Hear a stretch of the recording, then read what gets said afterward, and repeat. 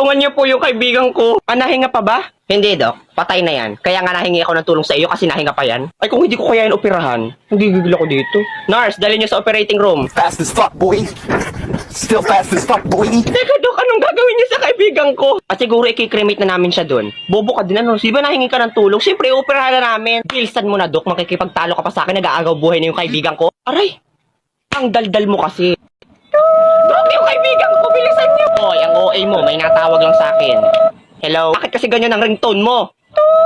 O may natawag uli sa'yo. Tanga, kaibigan mo na yon. Nurse, CPR na natin. Dok, iligtas mo yung kaibigan ko. Ito na nga ginagawa na. Wait ka lang dyan. Kamehameha!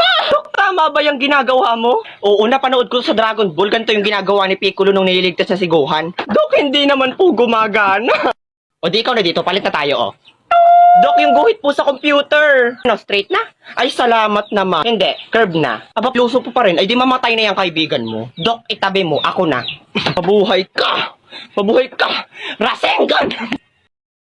Ay, nabuhay. Ikinalulungkot ko pong nabuhay ang inyong kaibigan. Mas gusto bunga nga mo, ah. Gusto mo paduguin ko yan? Dok, o ano daw? May namatay pong pasyente. O ano daw name? Trisha. R.I.P. da Trisha.